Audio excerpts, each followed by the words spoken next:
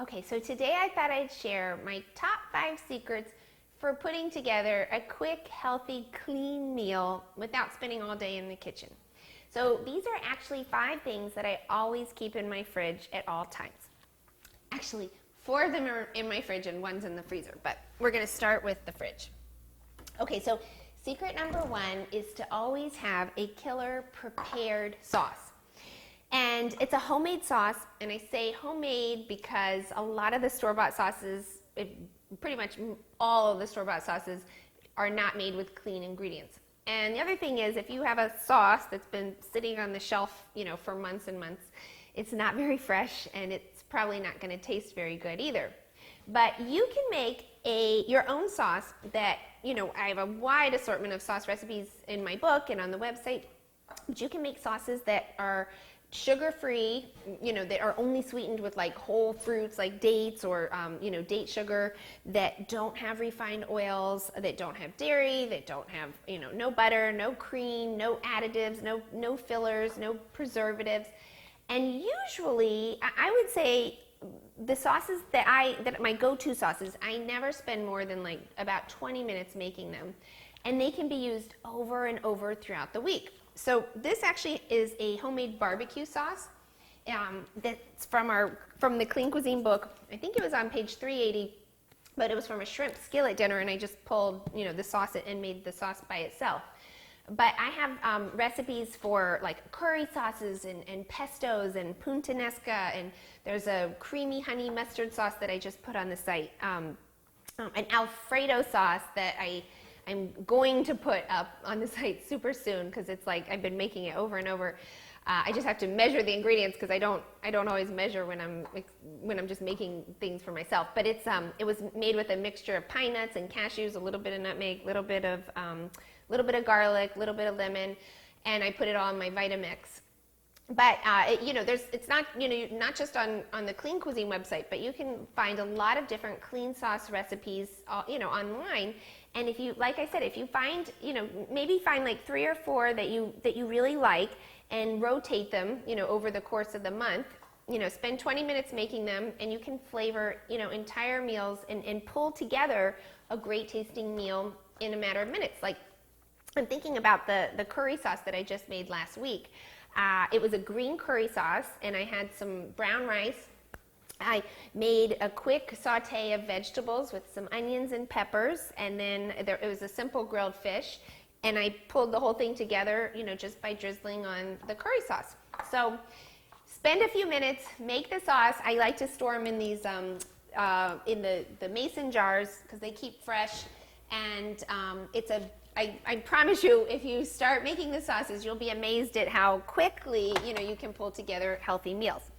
Okay, so secret number 2 is to always have prepared beans, different types of beans. Always, I rotate the beans. Sometimes it's black beans, pinto beans, garbanzo beans, and I always have them prepared, rinsed and drained if I'm using canned, and in one of these containers. Now, the reason I say, to have them in these containers, and there's nothing wrong with using canned beans, it's just that when you think about when you're hungry, or, if it's been a long day at work and you come home and you open up the fridge, usually the things that you see in the fridge that are your easy and convenient, you're going to be much more likely to use. If you have to go over to the cabinet or go over to the pantry and take the beans and rinse them and drain them, and it's just a whole other step.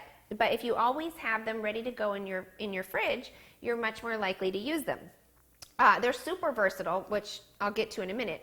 But one of the reasons why I'm so gung-ho beans and why I try to eat at least a serving of beans every day is for a number of reasons. First of all, they're a super clean source of protein. And so you always want to remember plant foods are always going to be your cleanest source of protein. And the higher up on the food chain you go, the more toxins accumulate. And it's not that I don't eat animal foods, it's just that I try to get the majority of my protein from plant foods. Beans also are incredibly rich in fiber, and they have something called resistant starch, which we talk a lot about in the Clean Cuisine book, but we also talk about it on the website. And resistant starch is like it's like a miracle starch, especially if you're somebody who's has a weight problem, or you're trying to lose weight or watch your weight, because resistant starch it resists digestion, so your body doesn't even utilize all the calories in it, and it keeps you full. It fills you up. Beans also are loaded with with vitamins and minerals. They have a full broad spectrum of B vitamins. So they're a great food to add to your diet. But as far as versatility and how I use them, so I make hummus. That takes me like 5 minutes. I'll put the beans in my little mini food chopper with some garlic and a little bit of olive oil. I'll add beans to, like, if I have a vegetable soup. A lot of times, and white beans are really good for this. If I want to make the soup more substantial, I'll add the beans to the soup, and then I'll use a handheld stick blender and just process them or emulsify them, and it makes it like a rich and creamy texture, but without having to add the dairy. I'll make one of my most favorite things actually for lunch, because I tend to make this all the time, is with these sprouted corn tortillas. It's Food for Life brand. The ingredients are just organic sprouted corn, filtered water, sea salt, and lime.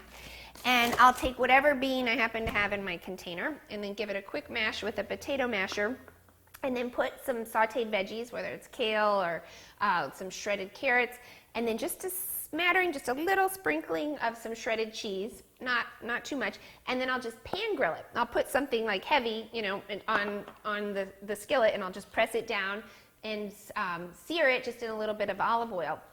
That, and then do it on both sides.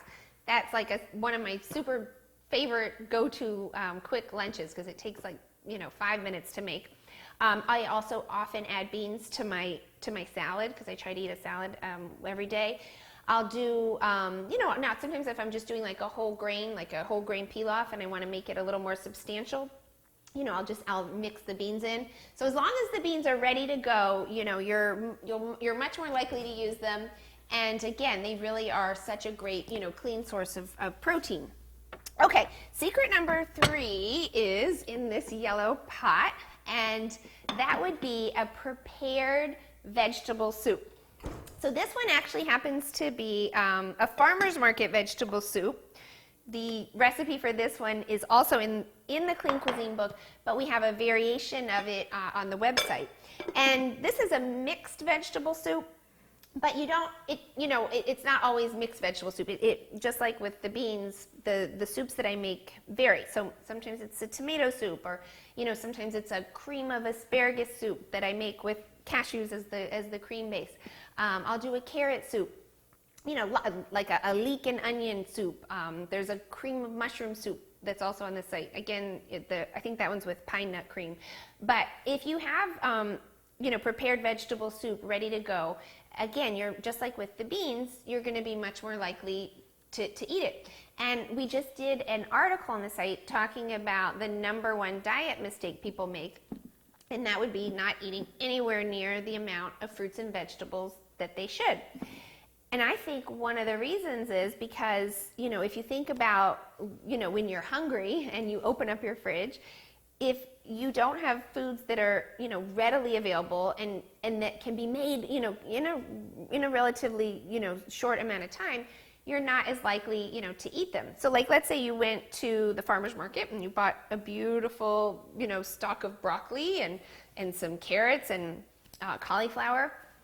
But come 6 o'clock and you're starving and you open up the fridge, and, the thought of having to put all that together might seem a little daunting.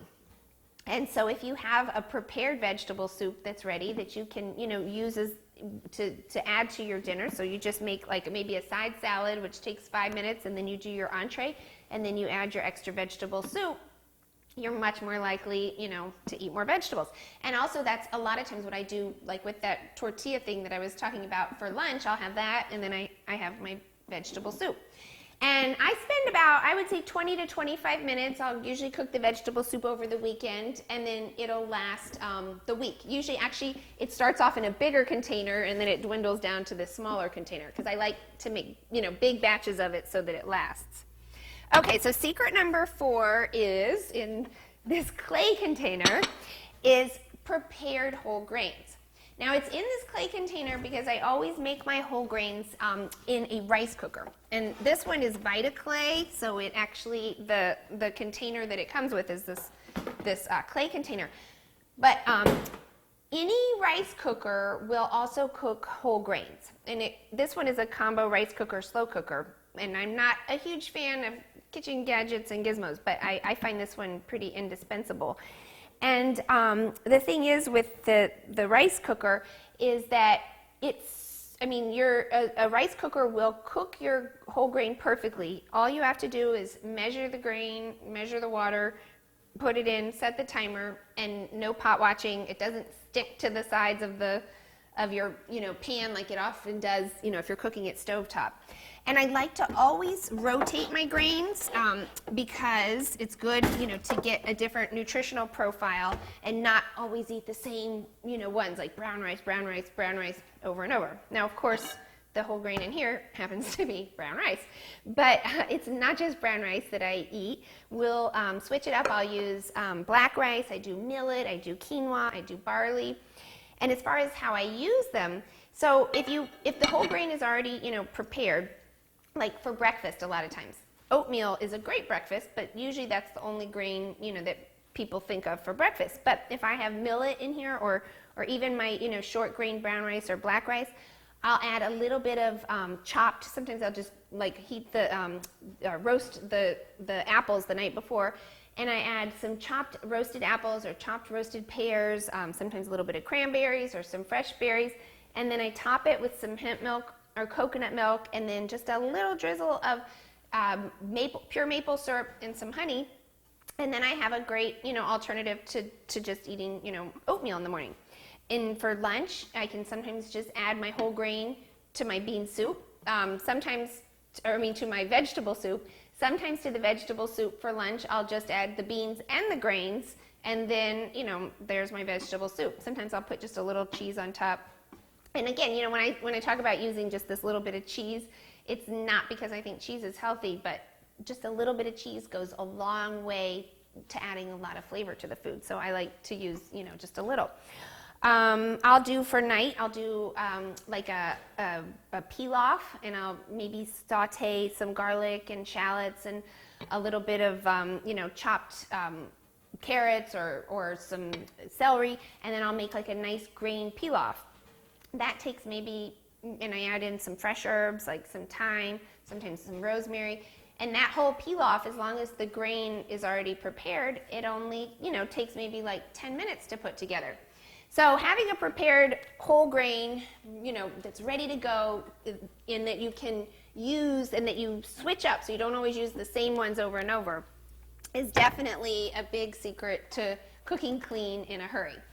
And then the final secret is here in the fridge, and that would be to always have frozen chopped greens. Now this happens to be broccoli rabe, but I also will use collards and kale and spinach. And the greens, I usually try to drink a green smoothie every day. One of the reasons I'm so gung-ho about greens the reason is because green vegetables are actually calorie for calorie the most nutrient dense food on the planet. So if you think of like all the different foods that you should try to eat in a day, green vegetables should be like super high on your priority list.